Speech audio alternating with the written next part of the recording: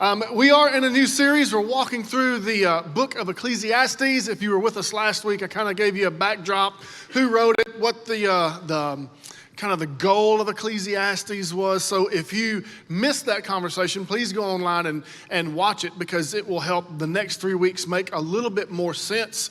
To say the book of Ecclesiastes is like a downer probably is an understatement.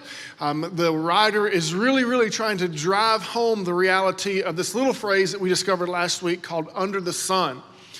It's this idea where we choose to live life without God's perspective, as if he doesn't exist. And that phrase is always attached to the title of this series, which is called Hebel. Hebel means meaningless, nothingless. It can mean ridiculous. How many of you still watch the show Ridiculousness? Anybody? It's a great show. You should go watch it. So it's just this idea that a lot of us understand. Some of us are becoming to kind of understand, and some of us haven't quite got there yet. But what the writer of Ecclesiastes, the wisest fool in all the world, his name is known as Solomon, says that, listen, life lived apart from God is absolutely meaningless. How many of you have ever been to high school in your life? Everybody should be raising their hand. Nobody skipped high school. You may have dropped out prematurely, but you at least entered it, right? Okay, so we've all been to high school. I hated high school. Let's just be honest. I don't really remember college, but I know I hated high school. Okay, so high school was not fun. Maybe my worst subject was math. Who in here is not good at math? Okay, you inherited it, son. I can't help you. So, and here was the deal. It wasn't that I couldn't get the right answer. A lot of times I got the right answer, but I didn't. Teachers in here, I didn't do what? Who cares? I got the right answer, right? Like, okay, I didn't do what you told me to do. I still got the right answer. Isn't that what it's all about? Just get the right answer. So I would do the formula, do the algebra, do the whatever, and I'd come out with the right answer because I'd do some of it in my head, or I'd count on my toes. Like whatever it took to get the right answer, I was willing to do. And then they would like downgrade me and go, well, Mr. Marsh, you didn't show the work. Or I hated this phrase, you didn't do it like I taught you to do it. Well, your way's wrong. Who's to say you're right? I got it. You went to school, studied mathematics. So what? I got the right answer. Like, I didn't understand. So you know what happened? My kids grew up, and they started to go to high school. They're like, hey, Dad, can you help me with your math? I'm like, sure, I'll help you with your math. We'd go through the deal. I'd get the right answer. They'd turn it in. Same phrase. Ella, you did not show your process on how you got the right answer. Again, like all these thoughts from the trauma of my childhood came rushing back. I remember my math teacher who always sounded like Charlie Brown's mom. Just, you didn't show your work. You didn't show your work. I got the right dadgum answer. Everybody say, who cares? Make me feel good about myself. Okay? So Ecclesiastes is kind of that book. It's the book that actually shows the work. The Bible gives all these answers and all these conclusions to life to say, if you would do life God's way, it would be great. If you don't do life God's way, it's really going to be terrible. And it's wise to follow the ways of God. And if you don't, here's where it's going to end. There's a way that seems right to a man. Its end is death and destruction. We get all these answers, but a lot of us, here's what we want to know. Can you show me the work? Can you show me how you arrived to that conclusion? Can you show me some evidence to prove to me that to live life God's way, to do marriage God's way, to do money God's way, to do relationships God's way, just to do life in God's way in general, can you show me the proof that I should be doing this? Ecclesiastes is the book in the Bible that shows us the work. It's a guy who decided, for whatever reason, I'm going to live life on my own terms, do my own thing, make my life an experiment, try everything that I can possibly try, and he shows us how he gets to this conclusion where it's meaningless, it's Hebel, it's dumb, it's ridiculous, it's nonsense. If you choose to live your life apart from God, Solomon, the wisest fool to ever live on this planet, says to all of us, I will show you the progression of how I got to that answer. So we're going to be in chapter 2 today. We were in chapter 1 last week. This week we'll be in chapter 2. We were in verses 1 through 11 last week. Guess what? This week we're going to be in verses 1 through 11. So if you have your Bibles, turn to Ecclesiastes chapter 2, starting in verse 1. We're going to read to verse 11. And then I'm going to go kind of verse by verse. And we're just going to explore together this man's experiment and why he comes to the conclusion that life apart from God is absolutely meaningless. Verse 1 says, I said to myself, come now, I will test you with pleasure to find out what is good. But that also proved to be meaningless. Laughter, I said, is madness. And what does pleasure accomplish? I tried cheering myself with wine and embracing folly, my mind still guiding me with wisdom. I wanted to see what was good for people to do under the heavens during the few days of their lives. I undertook great projects. I built houses for myself and planted vineyards. I made gardens and parks and planted all kinds of fruit trees in them. I made reservoirs to water groves of flourishing trees. I bought male and female slaves and had other slaves who were born in my house. I also owned more herds and flocks than anyone in Jerusalem before me. I amassed silver and gold for myself and the treasures of kings and provinces. I acquired male and female singers and a harem as well, the delights of a man's heart. I became greater by far than anyone in Jerusalem before me. In all this, my wisdom stayed with me. I denied myself nothing my eyes desired. I refused my heart no pleasure. My heart took delight in all my labor, and this was the reward for my toil. Yet when I surveyed all that my hands had done and what I had toiled to achieve, everything was meaningless. A chasing after the wind, nothing was gained under the sun. And there's that phrase, under the sun again. Nothing was gained when I tried to obtain everything that I could that the world would offer me, and I experienced it all. When I get right down to it, it was still meaningless. It was still not useful. Look at your neighbor and say, not useful. The wealthiest, imagine this. Imagine you could live your life and you had all the power, authority, riches, and ability to do whatever you desired. No one could tell you no. No one could stop you. No one could argue. You are king, and you are the richest king and the smartest king to ever live, and whatever you want to try, you can try. What would your life look like? That's Solomon. That's who he is. That's who he was. And he's a guy that said, you know what I'm doing? I'm going to experience that, and I'm going to go after it. And no matter kind of where you feel like you're on the food chain as far as Solomon's concerned and his riches and his wisdom and all that he has, some of us still believe, man, if I had his palace instead of my apartment, I'd probably be better off. If I had his money instead of my bills, I probably would be better off. If I had his women instead of my woman, I'd probably be better off. Like, you can run the list, and sometimes we can buy into the fact that if I had what Solomon had, I'd be happy. And Solomon says, nope. And we can kind of begin in the 60s and just run through some of the people who tried to amass a lot of wealth, do a lot of things. And they, back in the day, they didn't have Instagram. You had to watch the news or get a magazine. So I'm going to start way, way early. Anybody remember Jimi Hendrix? Raise your hand in here if you remember Jimi Hendrix. His net worth was $150,000. And he tried everything that he could possibly do to find peace. Everybody say peace. Then you go to a guy like Jim Morrison. Anybody know who that is? Okay. Like, his net worth was $20 million, and he died in a bathtub trying to figure out how to find peace, how to get happy, how to make life be meaningful. Elvis Presley, $21 million. He died in his home because he was trying to find meaning for life. He was going after all the pleasures that he could. So let's get a little bit to the younger crowd. Anybody know who Lil Wayne is?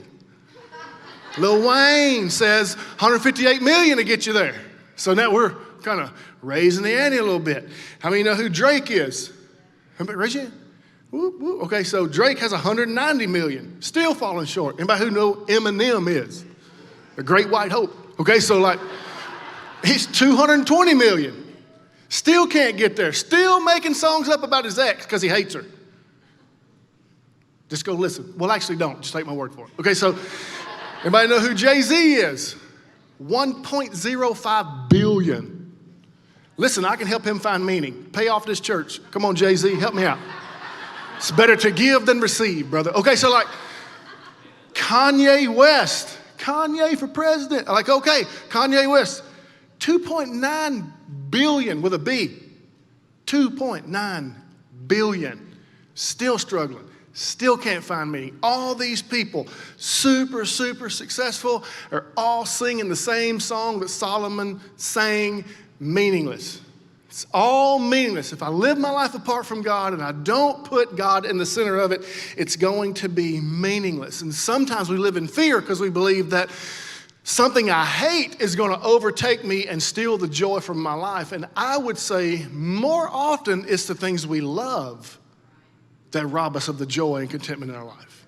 So things that we pursue that we think will bring us meaning, like love and power and food and comfort and alcohol and sex and money and pleasure. All the things that we say we love, that's what actually winds up ruining our lives and destroying them. Because what you worship, you become. Whatever you give your attention to, you start to reflect. And whatever you bow to starts to rule your life. So if you're on this train to try to make a lot of money and you think the answer is, if I had more money, I'd be content. If I had that spouse, I'd be content. If I had that girlfriend, I'd be content. That boyfriend, like whatever your list is, we live in like the richest, most prosperous nation on the planet. Now, you may disagree, but go to any other country in this world, and even where we are right now, a sheet of plywood's like $1,000, okay? It's not really, it's like 50. But like, even where we are right now, still the most prosperous nation on the planet, and yet our contentment as a nation is the lowest. Our contentment is the absolute lowest, and we live in the richest nation on the planet. I'm not gonna give you the answer, I just want you to ask yourself, why? Why is it that we live that way? Because we were founded on the pursuit of life, liberty, and what? Happiness. Philosophers call that hedonism. That when you pursue nothing but pleasure to try to get away from discomfort, what happens is you wind up falling on your face. What happens is you wind up having to agree with what Solomon says. And he's trying to show us the process, the answer as to how he comes to this conclusion. We try to make meaning out of life by fulfilling some of our craziest desires, our darkest fantasies. We just figure if we can push the envelope a little bit further, then somehow I can find meaning or I can find pleasure. This is kind of like trying to build a snowman out of pudding in Alabama. Anybody visualize that? Chocolate, vanilla, banana, doesn't matter to me. It's just pudding. Everybody say pudding. It's not pudding here. Does everybody know that? I'm going to say pudding. I mean, it's like going to school, getting a degree on pudding construction and getting a bunch of theorists who wrote books who feel like they know how to do it, gathering everybody together and say, you know what we're going to do in August when the heat index is 115? We're going to build a snowman out of chocolate pudding. Do you know what happens? You waste a lot of time and a lot of good pudding. Because you come to the same conclusion that Solomon comes to. That was dumb. Imagine you roll up on somebody in your little cul-de-sac, outside with some chocolate pudding, trying to stack it. Anybody think that's foolish? Ecclesiastes and Solomon says, yeah, that's like living life under the sun. That's what living life without God in your life is like. It's like trying to stack pudding in August in Alabama. Now, if you're up there in Michigan or somewhere, you may think you can do this because it's cold and your pudding will freeze, but it will melt. Like at some point, everybody comes with the email, the answer, oh, I appreciate your analogy, but I can make that work. Well, eventually it will fail. The problem with pursuing pleasure is it might work for 6 weeks. I'll be honest with you, it might work for 6 months. Heck, it might work for a year. It might work for 5 years, but here's what I'll say. It will eventually run its course, and you will wake up one day, just like Solomon did, and go, everything I pursued was meaningless. If I just would have listened to the people that's got a little silver in their hair. If I would have listened to the people that's kind of skint up. You know what that's skint up? If you got a friend that's skint up, listen to them. At least they can tell you what not to do. May not be able to tell you what to do yet, but they can tell you, say, hey, don't do that. Okay? This is what Solomon's doing. So we start out in verse 2, and he says, laughter, I said. Everybody say laughter. Laughter, I said, is madness. What does pleasure accomplish? Now, before you send me the email, there is a proverb that says laughter is good medicine for the soul. Laughter is a relief from life, but it is not the meaning of life. Think about it this way. How come some of the greatest comedians on the planet are the saddest people in the world? Like we all know, unfortunately, through history, some of the people who made us laugh the most ultimately took their own life because they were looking for meaning in life from laughter. It can alleviate it sometimes, but it's not the meaning. And so you have to understand that he's going on this thing going, man, listen, I had all the jesters, that's what it would have been called then, all the jokesters that I could have, and laughter was good, but it just didn't bring me what I thought it would bring me. Blaise Pascal, a very, very famous person who writes a lot of things, you can go look him up. And we're going to talk about the fact that he talks about diversions. And in his philosophical, theological approach, he said that diversions are good, but they can also destroy us. I don't have time to go into what he talks about, but he's saying a diversion is like coming home from a hard day at work, I'll give you an example, and deciding, hey, you know what I'm going to do? I'm just going to turn Netflix on and I'm going to zone out. Anybody ever done that? Hey, it's Saturday, you know what we're going to do? Veg out. Anybody ever heard that term? But nobody eats vegetables when you do that. You ever notice that? It's like, next time you veg out, get some carrots. And you're like, no, that's not vegging out. Well, that's really vegging out.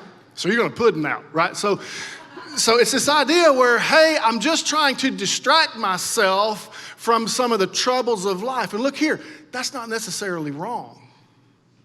Like sometimes we do need a diversion. Sometimes we do need a distraction. And that doesn't make us inherently unhealthy.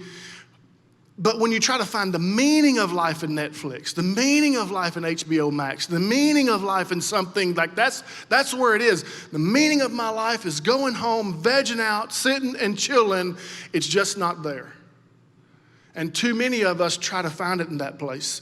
Verse 3, he says this, I tried cheering myself with wine and embracing folly, my mind still guiding me with wisdom. I wanted to see what was good for people to do under the heavens during the few days of their lives. This is every Michelob commercial on the planet. This is every Coors Light commercial. This is every Budweiser commercial. Yes, I can go down the list, name all the beers if you'd like me to. But all the commercials are the same. It's a group of people on a beach with a campfire, in a backyard with a cooler, on the tailgate of a truck, and you can put whatever beer you want to in those categories because you know where they are. Budweiser's tailgate of the truck, Coors Light's on the beach. Like we got it? Okay, so like everybody's there and it looks like, man, look, they got some drinking going on and life's all good. That's what he's saying. And listen, everybody in here, nobody's looking at anybody. Y'all all looking at me because I'm talking about beer. And you're like, not me? Okay, let's just, and I'm not saying this is bad. Some of you are teetotalers, that's cool, but you got coffee. Y'all drink like gallons of coffee. And you got to be out on your front porch and it's cold with your little blanket and sit on sipping my meaning of life. It's coffee. Read your little book. Right? How many of you the tea person? You got the little thing, got the little strainer, you stick your little tea there, pour the hot water over it, and you just like, and you get by a little campfire, I got my tea. You ain't English. You live in America. It's America, boy. You better get some sweet tea. Talk about some hot tea. What's wrong with you? Right? But listen, that's like straight up the meaning of life for you. Listen, for some of you, it's like a whiskey and a cigar. Look at them. They looking straight. They know I'm talking to them. I got to get the $80 a bottle, the $100 a bottle, and that's a good cigar and some whiskey. That's the meaning of life. And you look like you make $1 million broke because you just bought the whiskey. Okay? Listen, I'm not saying that any of that is 1,000% wrong. What I'm saying is if you believe meaning of life is found in the bottom of whatever drink you drink, he says, that's dumb. Because check it, he was rich. He drank the best wine, the best beer, the best whiskey. He had it all, and he says, all that under the sun, meaningless. Don't chase that. Don't give your life to that. Don't worship that. Don't expect that that's going to give you the ROI in your life that you think is coming. Because when you're done drinking that coffee, when you're done sipping that tea, when you're done shaking that glass and drinking that beer on the hot day, guess what? Life's still there. It didn't go anywhere. You still got to face it, and you still got to deal with it. Verse 4, he says this, I undertook great projects and built houses for myself and planted vineyards. He built palaces. I mean, massive buildings. And a lot of us believe I can just have that house. If I had a 5-bedroom house, 5,000 square feet, 6,000, or maybe for you it's 1,500, whatever it is, you feel like that's the meaning of life. That's what a home is. No, home is not made from a building. It's made from a heart. Meaning of life is not found in a building. Holy Spirit's just not in the building. Just because this is only a church when we're here. When you leave, it's just a building. This is what he's trying to get us to understand. The pursuit of great buildings and palaces and vineyards is not going to bring you the meaning of life. Verse 5, he says, I made gardens and parks and planted all kinds of fruit trees. I made reservoirs to water the groves of these flourishing trees. He had like private gardens that would make Central Park in New York City or Balboa Park in San Diego look like fool's play.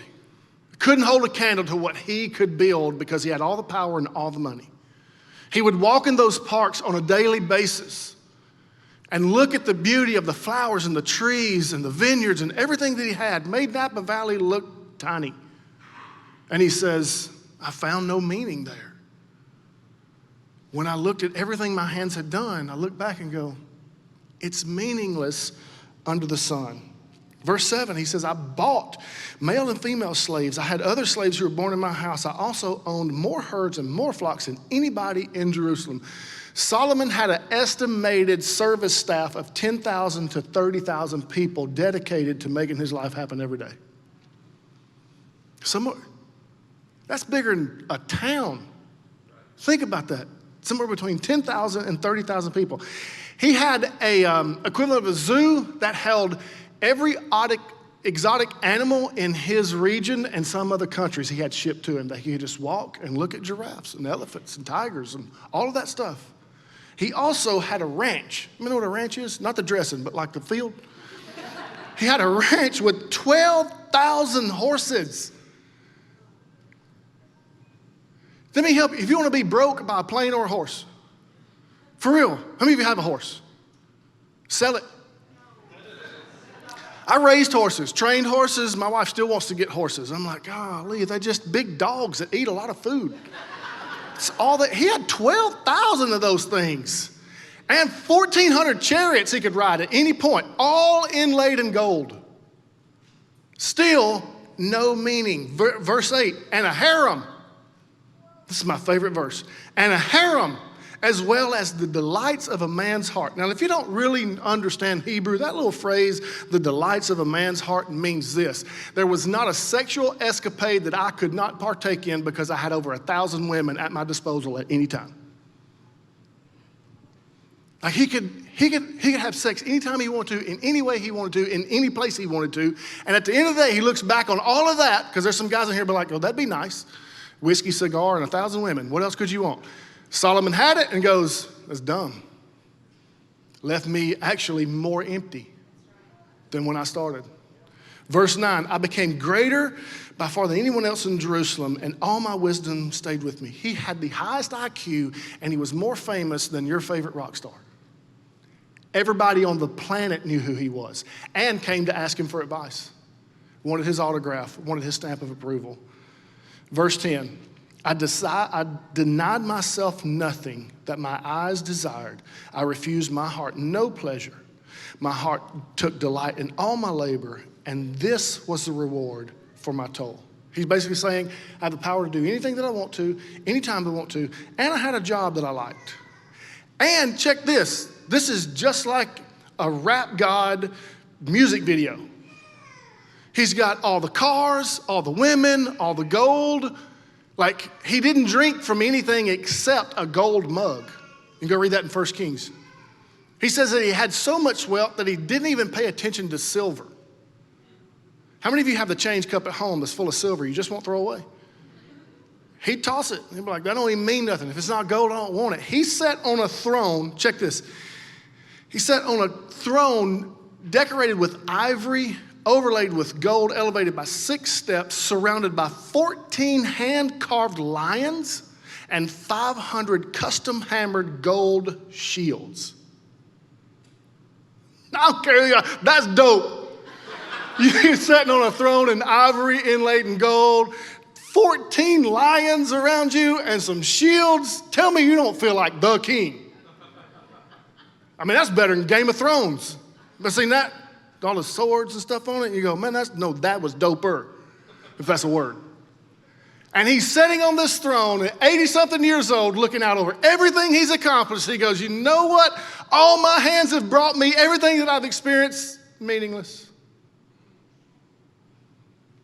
If If you ask Solomon, would you do it over again? He'd say, no, I wouldn't. I would not go through what I went through. Because verse 11, he says this, yet when I surveyed all that my hands had done and what I had toiled to achieve, everything was meaningless. A chasing after the wind. Nothing was gained under the sun. Here's what basically Solomon said. I am going to worship myself. I am going to give myself all the glory. I'm going to give myself all the attention. I'm going to worship myself. That's why he said things like cheer myself up with wine, build for myself homes. I became greater. Anything I wanted, I would take. Solomon lived as a taker and not a giver. And he learned over time that the words recorded by Jesus in Acts, it is better to give than receive, was actually true. That his decision to worship himself cost him more than the surrender to worship God and do life his way. Even though he had all the wealth, all the power, everything that you have, he looked back over and everything that I did to make that happen was worthless.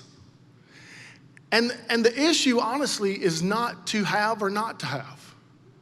Because there's a theology that's preached. It's called the poverty theology. It says you're actually more spiritual and more content if you don't have anything. And then the right reverse is a theology of prosperity that says, hey, the more you have the blessings of God, the more content and more joyful you'll be. And actually, neither one of those extremes are true, because in the Bible, you had very godly people who were really content that were poor and rich. But you also had super miserable people that didn't have God that were both poor and rich. Contentment is, if I have nothing plus God, I have joy. If I have everything minus God, I'm miserable. That's what Ecclesiastes says. Ecclesiastes is showing us the work to that answer. I can have it all, but if I don't have God, I'm miserable. Jesus was not very wealthy when he was on this earth, but he reigns in a kingdom and a throne right now that far outweighs what Solomon had. And he will come back and reign again one time, once and for all. The point of chapter 2 in Ecclesiastes is the pursuit of life, liberty, and miserableness. If you buy into that reality, that hedonistic focus, hey, I'm just going to get all I can while I'm here and make it all about me, even if you say I'm doing it for my family. If you try to lie to yourself, say, I want my family to be comfortable, I want this, but it really the focus is money and stuff, money and stuff, money and stuff. Without God involved in it, we're miserable. This is why the United States produces and hands out more drugs to deal with anxiety and depression than any country on the globe. Because we have bought into, I hate to say this, but the American dream. That the American dream outweighs God's divine plan for my life.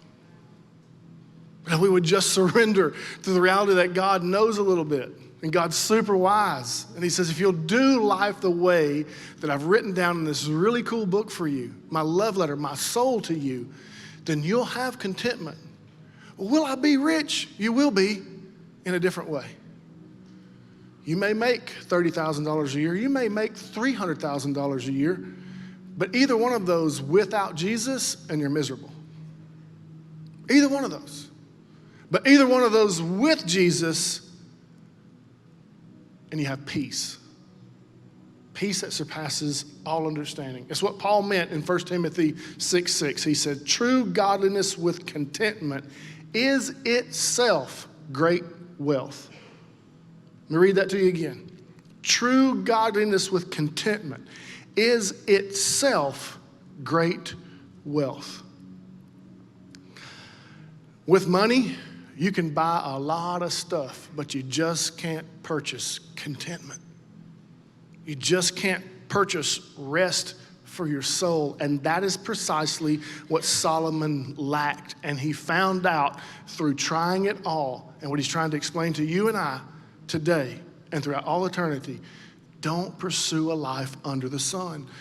Don't think that life lived without God is going to bring you what you're looking for. In the end, he's saying there is a huge difference between stuff and satisfaction. Stuff will never satisfy you. Jesus is the well that you'll never thirst again if you drink of it. Jesus is the bread that if you eat of him, you'll never be hungry again. Jesus is the supplier of all life. We started out with some music, guys, so I'll save this quote for last. If you decide to live life under the sun, to pursue life without God, then you're going to be just like the famous theologians, the Rolling Stones said, you can't get no satisfaction. You're always going to be empty. You're always going to fall short. So the invitation is simple today. Pursue God with all that you do. Jesus said it this way, seek me and my kingdom first and my right way of doing things.